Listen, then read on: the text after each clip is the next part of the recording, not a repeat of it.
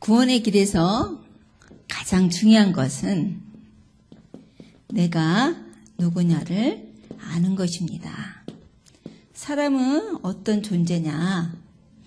창세기 1장 27절에 하나님의 형상대로 만들었다고 말씀하시고 계세요.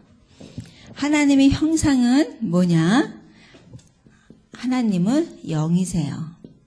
그래서 인간도 하나님은 아니지만 하나님처럼 영적 존재로 만드신 것입니다.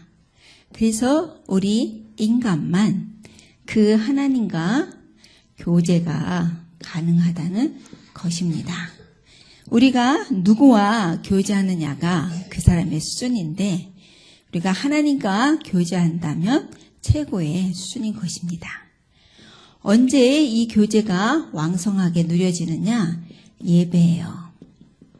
그래서 예배할 때 힘이 나고 병도 낫는 것은 바로 하나님이 강하게 역사하기 때문입니다.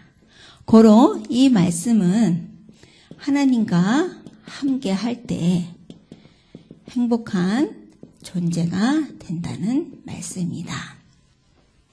자, 행복한 것뿐만이 아니라 창세기 1장 28절에 복을 주시며 라고 말씀하시고 계십니다.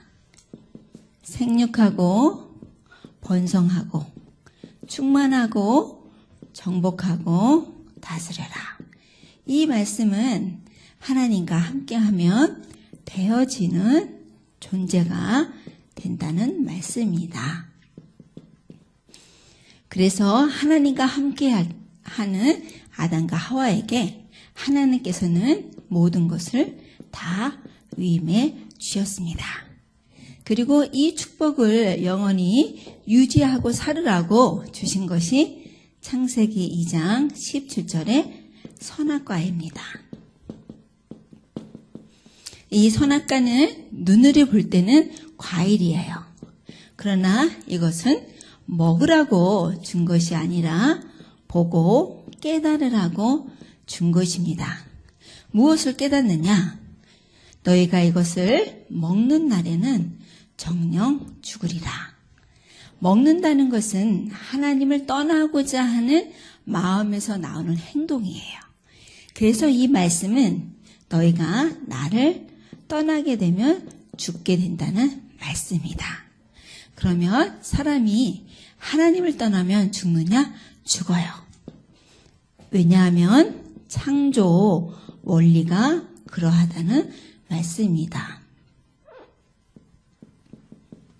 만물의 창조 원리는 물고기는 물과 함께, 나무는 흙과 함께, 새는 공중에. 이러면 되어지고 행복하고 만족해요. 그런데 사람은 어떻게 행복하냐? 모른다는 겁니다.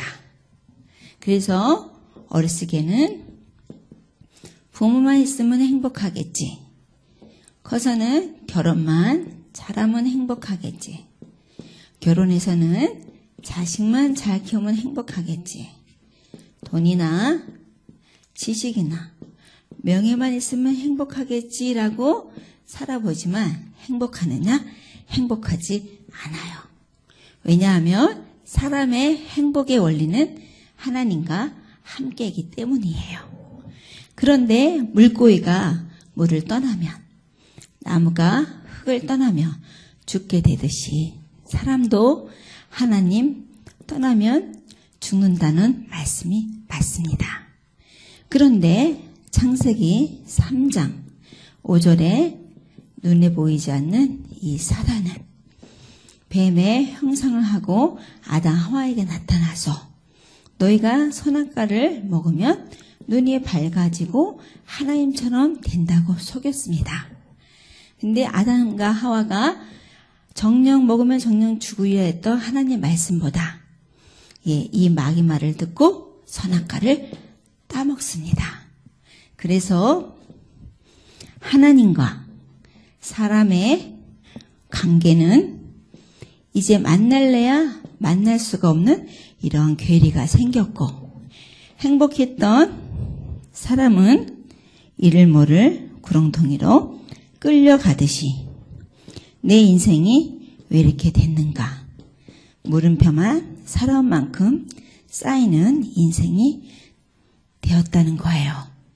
그렇다면 이렇게 행복했던 사람이 왜 이렇게 불행하게 되었을까요? 원인은 하나예요. 하나님 떠나서. 왜 하나님을 떠났느냐? 죄를 지어서. 왜 죄를 지었느냐? 마귀에게 속아서. 우리는 이 상태를 뭐라고 하느냐? 영적 문제다라고 합니다. 잘 보세요. 사람은 영적인 존재예요. 그래서 내 영혼이 잘된 같이 범사가 잘되고 강건하리라 하신 말씀처럼 영적인 부분이 잘 돼야 삶이 되어지는 존재인데, 그 영적인 부분에 문제가 생겼다는 것입니다.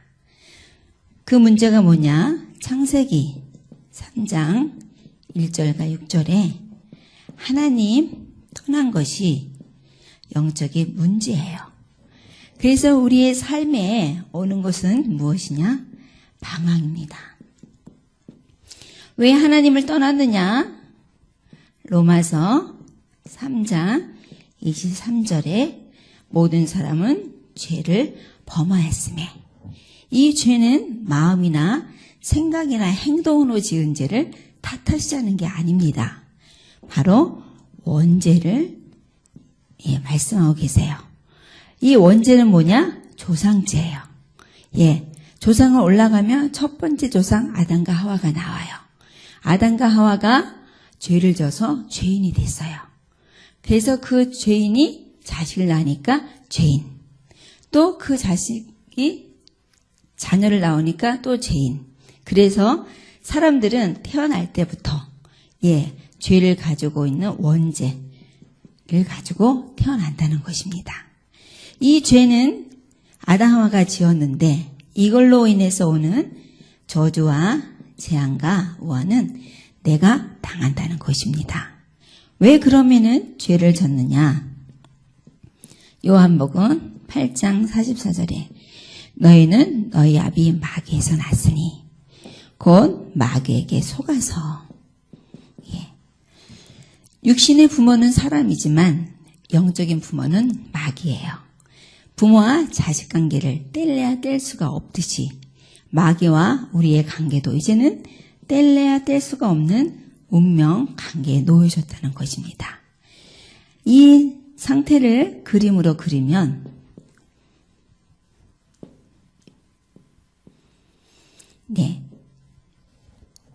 아담 하와를 속였던 마귀에게 장악된 상태예요. 이 상태에서 돈을 벌고, 이 상태에서 지식을 쌓고, 이 상태에서 명예를 얻고, 이 상태에서 결혼하고 자식 낳아요. 근데 마귀가 쪼이는 날 사람은 너무 힘들어져요. 그래서 이 문제를 해결하기 위해서 해결책을 찾는 것이 우상 숭배입니다.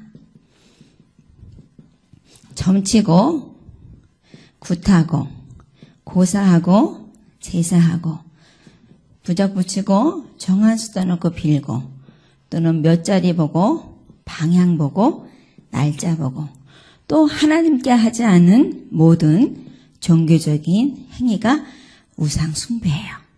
우상 숭배하면 어떻게 되느냐? 출애굽기 20장 4절 5절에 우상 숭배하면 3세대가 망한다고 말씀하시고 계십니다.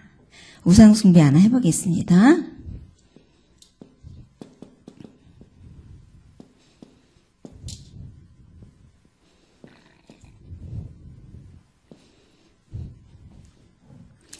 돼지머리 놓고 절을 하면 이게 누구한테 하는 것이냐? 마귀한테 하는 거예요. 그럼 마귀는 이 집에 무엇을 보내느냐? 귀신을 보내요. 자, 우상 숭배하지 않아도 망하는데 우상 숭배하면 더 빨리 망하는 지름길이 된다는 것입니다. 자식을 위해서 빈다고 생각하지만 이것은 자식을 더 빨리 망하게 하는 지름길이 된다는 것이에요. 어떻게 망하느냐? 안 그랬었는데 마음에 문제가 오기 시작합니다. 염려, 근심, 걱정, 노이로제, 스트레스, 좌절, 절망, 허무, 슬픔, 쓸쓸함 등등의 문제가 옵니다. 마음의 문제로 끝나는 것이 아니라 정신의 문제로 발달합니다. 우울증, 조울증, 공황장애, 대인기피, 대인공포, 정신분열, 정신착란 이런 상태의 처녀총각이 결혼하면 의처증, 의부증 오게 되어 있고요. 가해눌림, 환청, 환상, 목류병, 불면증, 간질, 강박증, 열등의식 등등의 문제가 옵니다. 그래서 예수님께서 마태복음 11장 28절에 수고하고 무거운 짐진 자들아고 말씀하셨어요. 그러나 다 내게로 오라. 내가 너희를 편히 쉬게 한다고 말씀하셨습니다. 자, 영적인 문제로 인해서 마음과 정신에만 문제로 끝나는 것이 아니라 마음과 정신이 이러니까 생활이 잘 될 리가 없겠죠. 생활에 문제가 옵니다.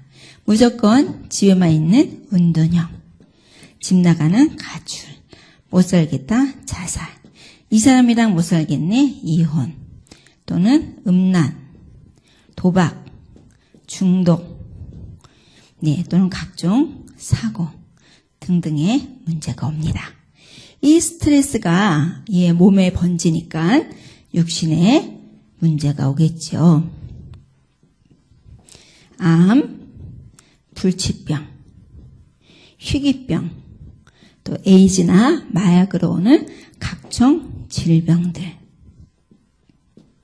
사도행전 8장 4절과 8절에 사마리아 성에 귀신 들린 자, 안진뱅이, 중풍병자가 많다고 말씀하시고 계세요. 그러나 빌립이 복음을 전했을 때 기쁨의 도성으로 변했다고 말씀하시고 계십니다. 어떻게 망한 개인과 가정이라도 복음은 다 살릴 수가 있습니다. 이 영적인 문제로 마음, 정신, 생활, 육신의 문제로 끝나는 게 아니라 죽어서 내세에 문제가 옵니다. 불지옥. 누가복음 16장 19절과 31절에 복음받지 못했던 부자가 죽어서 어디에 갔냐? 음부. 거기가 어딥니까? 지옥이에요. 나만 이렇게 살고 끝나느냐? 그렇지 않습니다. 후대에 문제가 옵니다. 대물림, 그 아버지의 그 아들, 그 엄마의 그 딸이라는 속담처럼 고린도전서 10장 20절 말씀처럼 제사라고 하는 통로를 통해서 더 빨리 대물림 해주게 된다는 것입니다. 사람은 내가 이렇게 힘들다는 걸 알기 때문에 이 문제를 해결하기 위해서 해결책을 찾습니다. 제일 많이 찾는 것이 종교입니다. 그러나 사도행전 4장 12절에 다른 이로서는 구원을 받을 수 없다고 말씀하시고 계십니다. 또는 착하게 살면 좋은 일이 오겠지라고 생각해서 선행을 해보지만 이사야 64장 6절에 너희의 의는 더러운 옷과 같다라고 말씀하시고 계세요. 또는 철학이나 과학으로 이 문제를 해결해 보려고 하지만 골로새서 2장 8절에 철학과 헛된 속임수로 너희를 노력할까 조심하라. 곧 인간의 편에서는 이 영적 문제를 해결할 수 없기 때문에 이 영적 문제로 왔던 삶의 문제를 해결할 수가 없어요. 그래서 하나님께서 해결책을 주셨는데 로마서 5장 8절에 우리가 아직 죄인 되었을 때 그리스도께서 우리를 위하여 죽으심으로 하나님께서 우리에 대한 자기의 사랑을 확증하셨느니라. 하나님의 사랑을 확실히 증거하기 위해서 오신 분이 누구냐? 예수 그리스도세요. 예수님이 왜 오셨느냐? 보이는 문제를 해결하려고 오신 것이 아니라 보이지 않는 문제, 육신의 문제를 해결하시려 오신 것이 아니라 이 영적 문제를 해결하기 위해서 오셨어요. 그 영적 문제가 무엇이냐? 우리가 하나님을 떠나 방황하기에 요한복음 14장 6절에 나는 길이요 진리와 생명이니 나로 말미암지 않고는 아버지께로 올 자가 없느니라. 하나님 만나는 길이 되어 주심으로 하나님 떠난 문제 해결하심으로 우리의 방황을 끝내셨습니다. 우리가 죄로 인해서 저주가 오기에 로마서 8장 2절에 그리스도 안에 있는 생명의 성령의 법이 죄와 사망의 법에서 너를 해방하였습니다. 말로 해방했느냐? 아니에요. 십자가에서 예수님께서 피 흘려 죽으시고 부활하심으로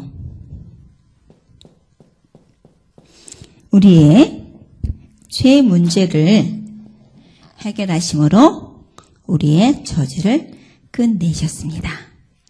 우리가 마귀한테 속아서 운명에 묶여 있기에 요한 1서 3장 8절에 하늘과 땅에 권세를 가지시고 마귀의 일을 멸하심으로 우리의 운명을 끝내셨습니다. 그래서 우리는 이분을 누구라고 하느냐?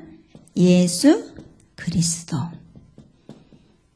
예수는 이름, 그리스도는 직분.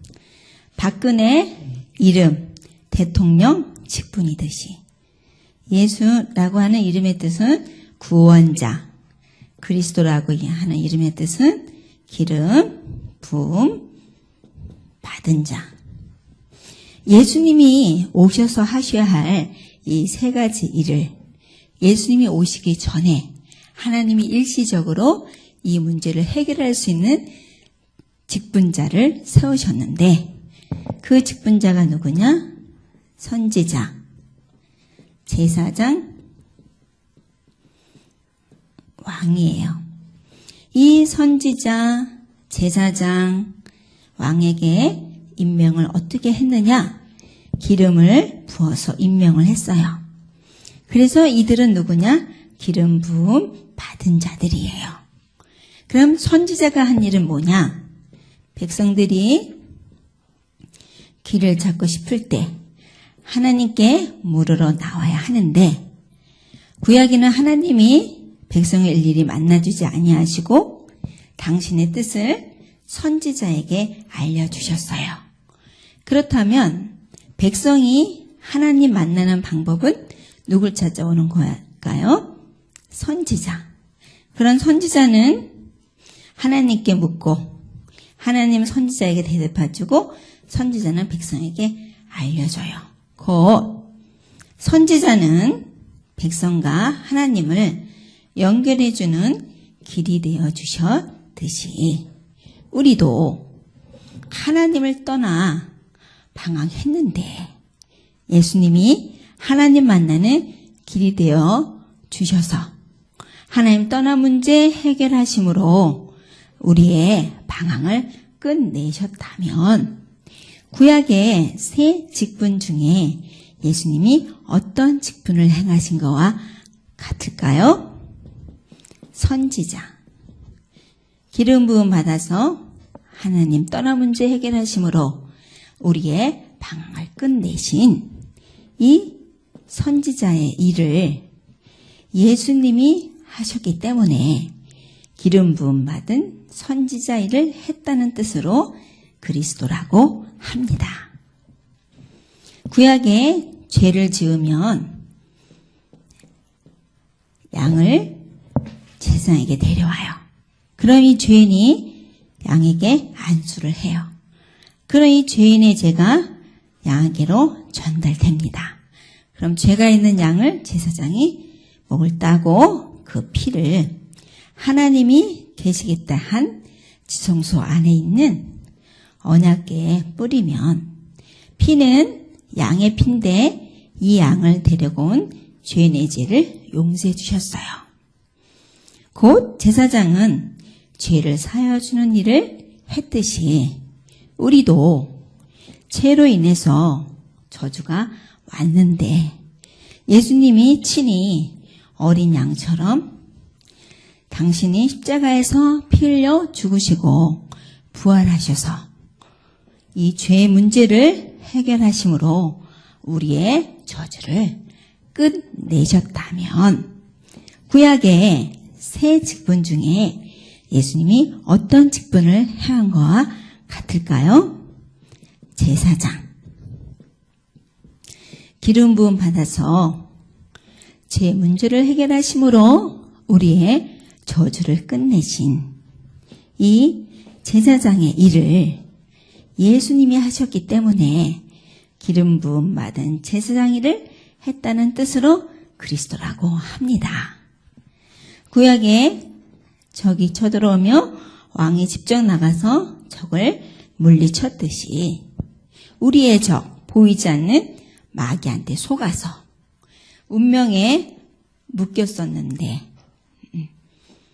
예수님이 하늘과 땅에 권세를 가지시고 이 마귀를 멸하심으로 우리의 운명을 끝내셨다면 구약의 세 직분 중에 예수님이 어떤 직분을 행하신 것과 같으냐? 왕. 기름 부음 받아서 마귀를 멸하심으로 우리의 운명을 끝내신 이 왕의 일을 예수님이 하셨기 때문에 기름 부음 받은 왕의 일을 했다는 뜻으로 그리스도라고 합니다. 곧 예수님께서 선지자로서 하나님 떠난 문제 해결하심으로 우리의 방황을 끝내셨고 제사장으로서 죄의 문제 해결하심으로 우리의 저주를 끝내셨고 왕으로서 마귀를 멸하심으로 우리의 운명을 끝내셨습니다. 그러므로 삶의 근본 문제가 되는 이 영적 문제를 해결하셨으므로 이 영적 문제로 왔던 이 삶의 문제는 어떻게 됐느냐? 다 끝난 것입니다. 요한복음 19장 30절에 예수님께서 다 이루었다고 말씀하셨어요. 바로 영적 문제를 해결했기 때문에 우리의 모든 삶의 문제는 다 끝난 것입니다. 판사가 너는 무죄야 꽝꽝 두드리며 무죄이듯이 영적 문제가 해결됐기 때문에 삶의 문제는 끝났습니다. 예수님께서 마귀의 머리를 박살내셨어요. 그렇다면 이 마귀는 힘이 없겠지요. 그렇다면 마귀한테 묶였던 이 사람은 어떻게 됐을까요? 할렐루야, 해방입니다. 이 사람이 여기서 빠져나오기 위해서 스스로 한 것이 있나요? 없어요. 다만 내가 여태까지 왜 힘들었지? 하나님 떠나서 죄 때문에 마귀한테 묶여서 그런데 예수님께서 십자가에서 피 흘려 죽으심으로 죄를 해결하시고 마귀를 멸하심으로 하나님 떠난 문제 해결하심으로 내가 이렇게 해방되었구나. 예수님이 하신 사실을 믿기만 하면 되는 것입니다. 그래서 요한복음 3장 16절에 하나님이 세상을 이처럼 사랑하사 독생자를 주셨으니 누구든지 그를 믿는 자는 멸망치 않고 영생을 얻게 하신다 말씀하셨어요. 어떻게 멸망하지 않느냐? 믿을 때 누구를? 그를. 그가 누굽니까? 예수님께서 근본 문제가 되는 이 영적 문제를 해결하신 그리스도인을 하심으로 모든 문제를 다 끝냈다는 사실을 요한복음 1장 12절에 영접하는 자, 곧 그 이름을 믿는 자는 하나님 자녀가 되는 권세를 주셨으니 어떻게 하나님의 자녀가 됩니까? 믿을 때 누구를? 그를. 그가 누굽니까? 예수님께서 근본 문제가 되는 이 영적 문제를 해결하신 그리스도 일을 하심으로 모든 문제를 끝냈다는 사실입니다. 그래서 로마서 10장 9절 10절에 이 사실을 마음으로 믿어 의에 이르고 입으로 시인한즉 구원을 얻겠다 말씀하시고 계세요.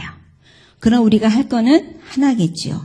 계시록 3장 20절 말씀처럼 볼지어다 내가 문 밖에서 두드리노니 누구든지 내 음성을 듣고 문을 열면 내가 그에게로 들어가 그로 더불어 먹고 그는 나로 더불어 먹으리라. 먹을 때 기분 좋지요? 예, 잔치하는 인생이 되게 하신다는 말씀입니다. 예수 그리스도를 마음속에 영접할 때 하나님의 영이신 성령이 들어오세요. 우리는 이것을 무엇이라고 하느냐? 구원받았다라고 하는 것입니다. 그렇다면 구원받은 하나님의 자녀, 구원받은 자의 축복을 알아야겠죠. 첫 번째, 예수님을 영접할 때 우리는 하나님의 자녀가 됩니다. 이 말씀은 망할 수 없다는 말씀이에요.